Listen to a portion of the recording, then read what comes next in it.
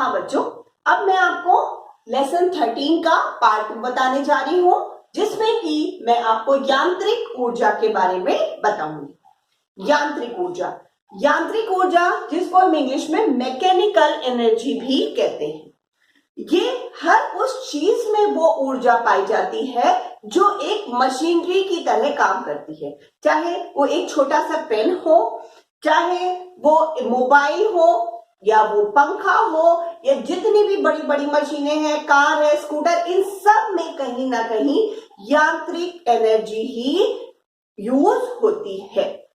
यांत्रिक energy main दो चीजों के कारण होती है। या तो किसी चीज में मोशन हो रहा है, यानी कि गतिमान है कोई चीज, तो वो यांत्रिक एनर्जी है। या किसके कारण? पोजीशन के कारण। किसी भी चीज की पोजीशन में चेंजेस या उसकी पोजीशन के कारण जो एनर्जी उत्पन्न होती है वो यांत्रिक एनर्जी होती है। अब मोशन यानी कि अगर एक कार चल रही है, ठीक है, एक कार यहाँ पर चल रही है, तो वो इसमें भी यांत्रिक एनर्जी है जैसा कि मैंने बताया, लेकिन वो किसके कारण? वहां पर कौन इन्वॉल्व है? मोशन इन्वॉल्व है, यानी कि वहां पर गतिज ऊर्जा यानी काइनेटिक एनर्जी लग रही है।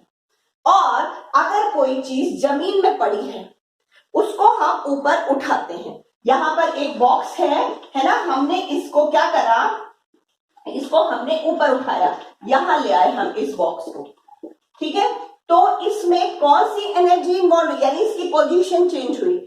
इसकी पोजीशन के कारण जो ऊर्जा हुई वो कहलाएगी स्थितिज ऊर्जा, यानी कि पोटेंशियल एनर्जी। तो हम कह सकते हैं कि यांत्रिक ऊर्जा जो होती है वो दोनों यानी गतिज ऊर्जा और स्थितिज ऊर्जा का कॉम्बिनेशन होता है। यानी गतिज ऊर्जा काइनेटिक एनर्जी और पोटेंशियल एनर्जी मिलकर जो ऊर्जा में काम करती है, कोई भी मशीन को चलाती है, कोई भी वस्तु को, किसी भी कण को, तो जो वो ऊर्जा होती है वो यांत्रिक ऊर्जा होती है, ठीक है।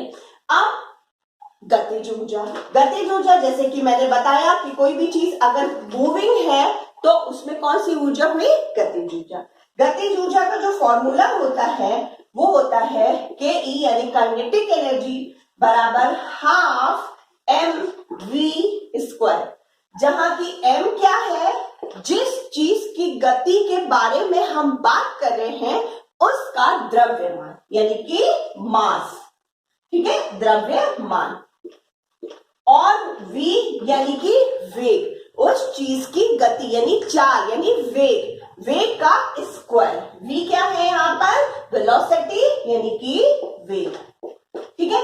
उस पे निर्भर करता है, उस चीज के द्रव्यमान पर, और वो गतिमान कितने वेग से है वो वस्तु, उस पर निर्भर करता है। वही पोटेंशियल एनर्जी यानी कि Pe इज इक्वल टू होता है mgh,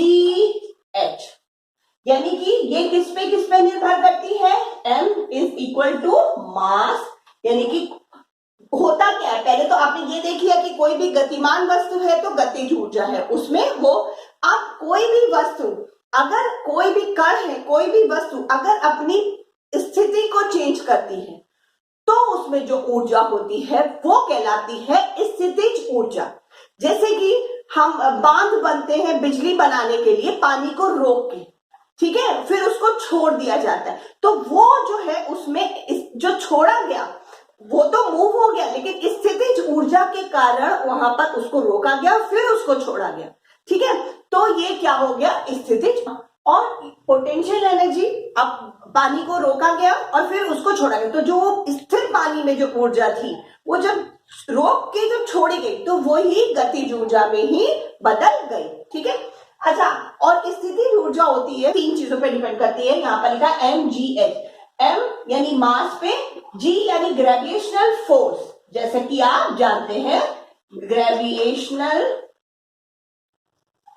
फोर्स, ठीक है। अच्छा, उसके बाद आया h मतलब हाइट यानी कि ऊंचाई।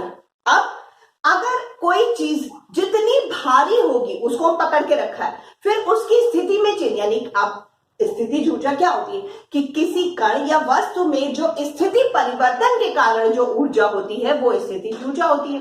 तो कोई भी मास जिस वस्तु का जितना अधिक होगा वो वस्तु में स्थिति ऊर्जा उतनी अधिक होगी। जैसे कि अगर हम किसी कच्ची मिट्टी में ऊपर से कोई दो वस्तु फेंकते हैं, एक हल्की है और एक भारी है, तो जो भारी चीज होगी वो ज्यादा अंदर तक मिट्टी में जाएगी। ठीक है, तो यानी वहां पर स्थितिज ऊर्जा का मान अधिक हो जाएगा जब m का मान अधिक होगा। इसी तरीके से अगर हम ज्यादा हाइट पे जाके कोई चीज फेंकते हैं तो वो भी ज्यादा मिट्टी के अंदर धंसेगी, तो यहां पर भी स्थितिज ऊर्जा का मान अधिक हो जाएगा। तो स्थितिज ऊर्जा मेन किन दो चीजों पे डिपेंड करी, मास और हाइट पे। किसी भी चीज का मास और हाइट पे जो है वो स्थितिज ऊर्जा डिपेंड करती है। जितना ज्यादा मास उतनी ज्यादा स्थितिज ऊर्जा, क्योंकि स्थितिज ऊर्जा होती क्या है, किसी वस्तु या कण के स्थिति के परिवर्तन में जो ऊर्जा होती है के कारण जो ऊर्जा उत्पन्न होती है वो है स्थितिज ऊर्जा। अब आया गतिज ऊर्जा। जैसे कि मैंने आपको बताया कि मास पे, यानी कोई भी चीज अगर भारी है तो उससे हम किसी चीज को धक्का देंगे तो वो ज्यादा दूर तक जाएगी। ठीक है, या उसके वेग पे यानी कि उसकी स्पीड पे। अब अगर हम ऊपर से कोई चीज नीचे गिरा रहे हैं तो वो वहां पर ऊर्जा निहित थी, जो वो थी स्थितिज ऊर्जा, लेकिन जब वो नीचे गिरने लगेगी तो स्थितिज ऊर्जा कम हो जाएगी और गतिज ऊर्जा जो है वो अधिक हो जाएगी। और वो दोनों चीज उसी पे डिपेंड करती है कि जितनी हाइट होगी और या जितना भार होगा। जितना अधिक भार उतना ही गतिज ऊर्जा भी अधिक होगी और स्थितिज ऊर्जा यानी पोटेंशियल एनर्जी भी उतनी ही अधिक होगी। और यहाँ पर जितनी स्पीड ज्यादा होगी, हम किसी स्पीड से किसी चीज को अगर हिट करते हैं तो वो आगे जो रखी चीज अगर वो लुढ़कने वाली है, या हम गाड़ी को या रिक्शे को या किसी भी चीज को धक्का देते हैं, ठीक है, जितना, तो वो अधिक वेग से जाएगी तो उसमें अधिक गतिज ऊर्जा है, और जो धीमे होगी उसमें कम गतिज ऊर्जा होगी। हाँ, अब आप कंपेयर कैसे कर सकते हैं कि एक अगर धनुर्धर है, यानी कि जो बो यानी धनुष जो चलाता है, जब वो खींचा हुआ होता है तो उसमें कौन सी एनर्जी होती है, स्थितिज ऊर्जा, यानी उसमें एनर्जी है, रुका हुआ है, लेकिन वो जो कन्वर्ट होके वो गतिज ऊर्जा में चेंज हुई, वो किसके कारण हुई, स्थितिज ऊर्जा के कारण। जो उसमें स्थितिज ऊर्जा नहीं होती, अगर वो हिल डुल रहा होता है, पहले से कुछ गतिज ऊर्जा होती, तो शायद वो उतना, जितना वो स्थिर था उतनी ही ज्यादा उसकी गतिज ऊर्जा हुई। तो जब तक वो रुका था तब तक उसमें कौन सी ऊर्जा थी, स्थितिज ऊर्जा। जब वो चला गया, कस के तीर गया, तो कौन सी एनर्जी में वो कन्वर्ट हो गया, गतिज ऊर्जा। इसी तरीके से अगर एक बॉलर है, वो बॉल फेंकता है, ठीक है, तो उसके हाथ में बॉल थमी हुई है, अगर बॉल इधर उधर हो रही है तो वो उतने फ्लो में नहीं जाएगी, उतनी सटीक नहीं जाएगी जहां वो फेंकना चाहता है। तो तब जब तक बॉल उसके हाथ में है तो कौन सी एनर्जी है, स्थितिज ऊर्जा, यानी कि पोटेंशियल एनर्जी। और जब वो छोड़ के गई तो वो कौन सी एनर्जी में बदल गई, गतिज ऊर्जा। हाँ, उसी तरीके से जैसे मैंने आपको बताया कि पानी वही रुका हुआ है तो स्थितिज ऊर्जा है, जब चल दिया पानी और वो जब रुका हुआ है तो उसमें स्थितिज ऊर्जा है, और उसी स्थितिज ऊर्जा के कारण ही वो फ्लो में जो बहेगा और जो उसमें आएगी वो गतिज ऊर्जा। वहां पर स्थितिज ऊर्जा के बाद वो किस ऊर्जा में कन्वर्ट हो गया, गतिज ऊर्जा में। ठीक है, तो अब आप ये समझ गए यांत्रिक ऊर्जा यानी मैकेनिकल एनर्जी यानी मशीनरी एनर्जी, जो हर मशीन में होती है, लेकिन वो किस पे डिपेंड करती है, मोशन और पोजीशन, यानी वस्तु की या किसी कण की या कोई भी वस्तु है जिसकी भी यांत्रिक एनर्जी के बारे में बात हो रही है, उसकी गति पे और उसकी स्थिति पे, यानी गति पे और स्थिति पे डिपेंड करती है। गति यानी गतिज ऊर्जा से आती है, स्थिति यानी स्थितिज ऊर्जा। ठीक है, तो हम कह सकते हैं कि यांत्रिक एनर्जी में इस गतिज ऊर्जा और स्थितिज ऊर्जा दोनों ऊर्जा समाहित होती हैं। दोनों मिलकर जब काम करती हैं तो यांत्रिक एनर्जी बनती है, चाहे वो छोटी मोटी मशीन हो चाहे बड़ी मशीन हो। ठीक है, सब में यांत्रिक एनर्जी इन्वॉल्व है, वो किसके कारण, मोशन पोजीशन, यानी उसमें ये दोनों ही ऊर्जा इन्वॉल्व होती है। हाँ बच्चों, अब मैं आपको ऊर्जा के रूपांतरण के बारे में बताऊंगी। ऊर्जा के रूपांतरण का इंट्रोडक्शन मैंने आपको लास्ट चैप्टर में दे दिया है कि ऊर्जा कई रूपों में पाई जाती है। और एक तरीके की ऊर्जा दूसरे तरीके की ऊर्जा भी हमको प्रदान करती है। तो यानी वो कन्वर्ट हो जाती है किसमें? दूसरे तरीके की ऊर्जा में। तो ये होता है ऊर्जा का रूपांतरण। जैसे कि एग्जाम्पल से आप और अच्छे से समझेंगे। अब जैसे विद्युत ऊर्जा, विद्युत ऊर्जा आप जानते हैं, बिजली, ये हमने स्विच ऑन ऑफ, ये विद्युत ऊर्जा। विद्युत ऊर्जा से हमें क्या क्या उसका काम कर सकते हैं? हम उसको किसमें बदल जाती है? लाइट एनर्जी, यानी कि जो बल्ब, रॉड, ये सब जलती है लाइट एनर्जी में। उसके बाद हीट एनर्जी, जैसे कि प्रेस, हीटर, हम जो भी चीजें गर्म करते हैं ना, गीजर में पानी गर्म होता है, ये सब हीट से ही तो होता है। ये कौन सी एनर्जी कन्वर्ट होती है हीट एनर्जी में? विद्युत एनर्जी, यानी कि इलेक्ट्रिसिटी, यानी इलेक्ट्रिक एनर्जी। ठीक है।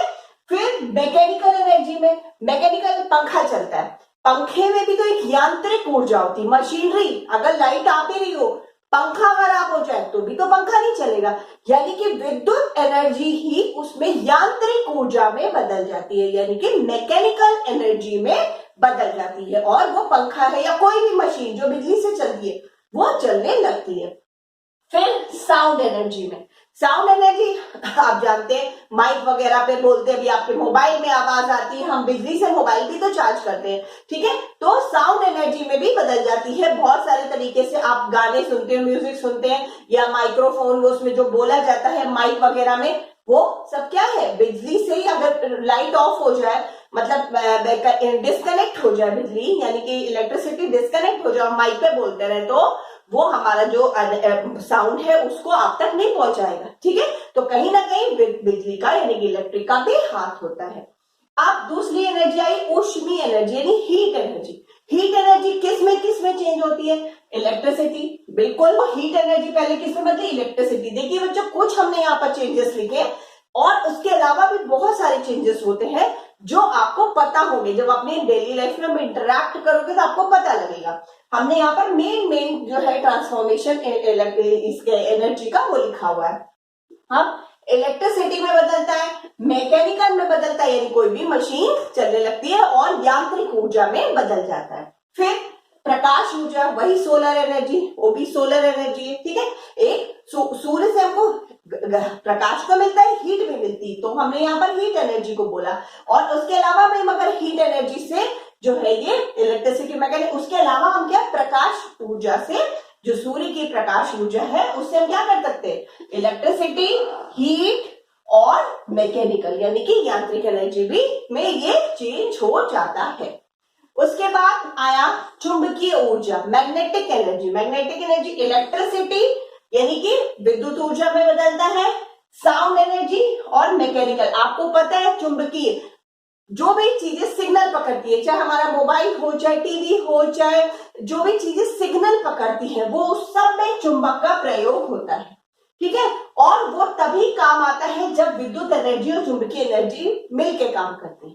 तो चुंबकीय एनर्जी जो बदल जाती है, अगर चुंबकीय एनर्जी नहीं है तो भी हमारा टीवी नहीं चलेगा। तो किसमें? इलेक्ट्रिसिटी। ठीक है। इसमें भी बदलता है, साउंड एनर्जी में और मैकेनिकल एनर्जी में। ये सब चीजें इंटरकनेक्टेड है। ठीक है। और ट्रांसफॉर्मेशन भी इनका एक एनर्जी से दूसरी एनर्जी में होता है। फिर आया ध्वनि एनर्जी, यानी साउंड जो है एनर्जी। ठीक है। ध्वनि ऊर्जा वो किसमें बदलती है? इलेक्ट्रिसिटी। ध्वनि ऊर्जा मैंने क्या बोला, माइक में हम बोलते हैं, तो वो विद्युत एनर्जी में बदल के आपके पास आता है। ठीक है। और जो हम विद्युत से होते हैं तो हम बोलते हैं, तो ये दोनों चीजें क्या हुई? इंटरकनेक्टेड। अगर बिजली नहीं है या साउंड नहीं है, दोनों में से एक भी चीज नहीं है, तो आप माइक में बोल नहीं सकते। ठीक है।